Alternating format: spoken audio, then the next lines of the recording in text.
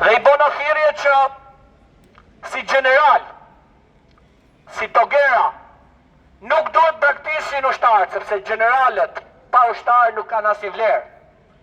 Dhe generalët historikisht dhe ushtarakët kanë qenë, janë dhe duhet jenë ajka e kombit. Pa ushtri, pa trima, pa heroj, nuk ka dhe.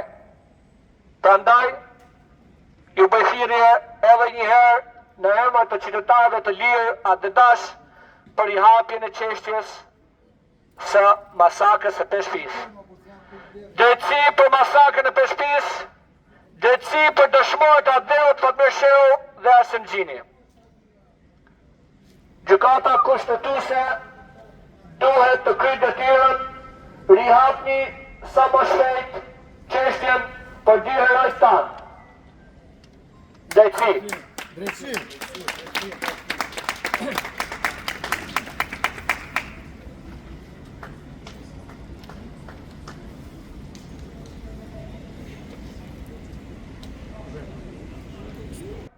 bën një thirrje, ne si qytetar për i hapjen e kësaj çështje, duhet të tejkaloj ish kolegët e tij të korruptuar dhe të rihap çështjen për dy dëshmorët e Adheut. Ministër i drejtësisë i ri, sepse mbrohen edhe si shpesh edhe emrin s'ta ka mësuar akoma, të bëj thirrje në emër të shqiptarëve të lirë që të rihapi çështjen për masakrën e Peshqisë. Emri i autorit dhe i terroristit dihet, ai quhet Alfred Beleri, për fatkeq është edhe shqiptar, por e ka shit shpirtin e tij dhe është një gjatë prishur, kështu që kemi bërë dhe dalje, si që themi ne shqiptarët, e kemi leqet. Prandaj duhet marrë si i pandehur dhe duhet izoluar, nuk duhet ishte deputet në Parlamentin Evropian. Një terrorist si Fredi Beleri me falangat terroriste greke që sponsorizojnë historikisht vrasjen e ushtarakëve tanë. Këtu pranë meje kam edhe vllajën e të ndjerit Fatmir Shehu, ai quhet Fiqeri Shehu, që në emër të familjes do të flasë dy fjalë. Do ta mbaj, mbaja veçantë. Në emër të familjes Fatmir Shehu, vllai i tij, Fiqeri Shehu, kam ardhur për si para gjykatës kushtetuese, se gjykata e shkallës parë dhe apeli e latë lirë Alfred Beleri kërkoi nga gjykata kushtetuese kërkesën që kam bërë për të rikthyer në shkallën e parë. Drejtësi! Drejtësi për dëshmorët! Drejtësi për dëshmorët! Drejtësi për dëshmorët! Atëherë, këtu kam me edhe një ish ushtar, i cili ka qenë i pranishëm në atë natë të zezë dhe terrët, për ushtrin tonë dhe për djemë tonë, Mendi, i cili është edhe i plagosur, që do të flasë. Po, përshëndetje të gjithëve dhe faleminderit për këtë pjesëmarrje. Edhe media duhet ishin më të theksuara këtu dhe drejtësia s'duhet ta kishte lënë deri në këtë moment të 32 vite në arrestin e këtyre dy dëshmorëve, cilët dhanë jetë dhe u prën në paqe dhe akoma s'ka gjetë jetësi, nga pabesia e bandës greke dhe nga pabesia e këtyre larove tanë, që sot akoma eshtim dhe bredhim për drejtësi. Unë si ushtari asaj nate kam 32 vite që kërkoj pse çështja nuk zbardhet kur faktori ishi kapur me armët. Pse drejtësia është na kush mirë paguhet, jo paguhet, po mirë paguhet nga ky qenë birqeni që neve na ka lënë në këtë fazë. Pse duhet 32 vite dhe mos të zbardhet kjo çështje? Çfarë bën drejtësia?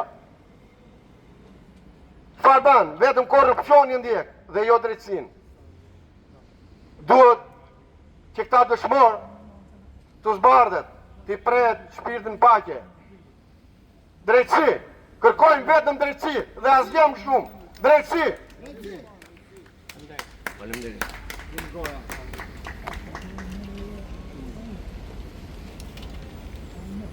Atëherë si që në gjuat edhe nga ushtaraku pasi edhe ka emocione për arsye se ki ka qenë edhe i pranishëm atë natë, shpirtat e dy dëshmorëve të Adeut Fatmirsheu Arsengjini nuk do gjejnë qetësi pa drejtësi.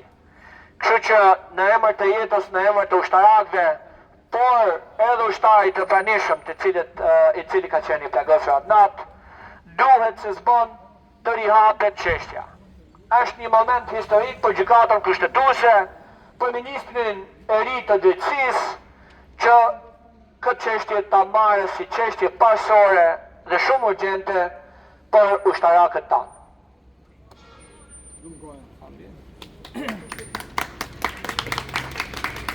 Përshëndetje të gjithëve. Së pari jemi këtu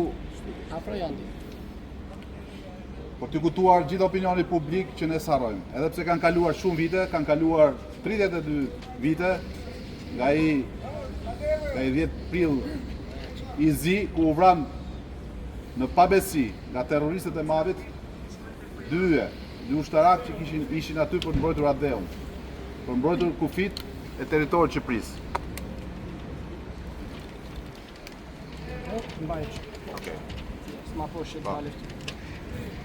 Apeli shkon për gjithë qytetarët.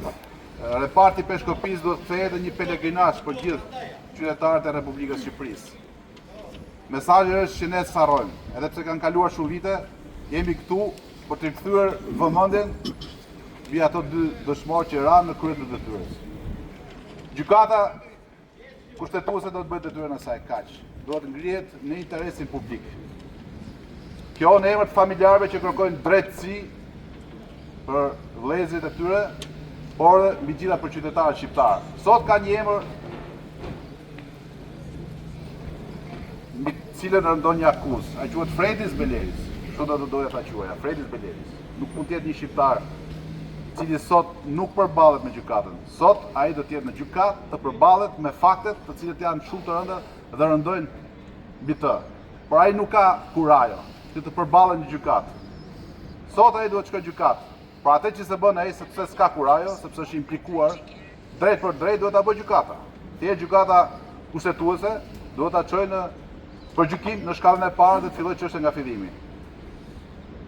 Në këtë aspekt ne nuk kërkojmë hakmarrje, ne qytetarë shqiptarë, nuk kërkojmë hakmarrje, ne kërkojmë thjesht drejtësi. Ti shkohet deri në fund drejtësisë për dy dëshmorët Fatmirsheu dhe Arsengjini. Këtu janë dhe familjarët të cilët sot e kësaj dite bredhin në për rrugët e Tiranës, në për sa një gjykatë në tjetrin, duke takuar avokat, duke shpenzuar para, gjë që duhet ta bënte për detyrë shteti shqiptar. Duhet të ndihmonte direkt për të mbuluar dhe shpenzimet e tyre, por s'e bën. Sepse ky shtet është implikuar, është i korruptuar politikisht. Ky shtet do të vetë drejtësi, sepse është i kompleksuar. Politika jonë është e kompleksuar nga politika greke. Nuk e hapin dot çështjen, nuk e kërkojnë për të vënë drejtësi, sepse janë politikanë të korruptuar, shpesh pjesa më e madhe e tyre janë të përfshirë apo bashkëpunëtor të shërbimeve sekrete greke.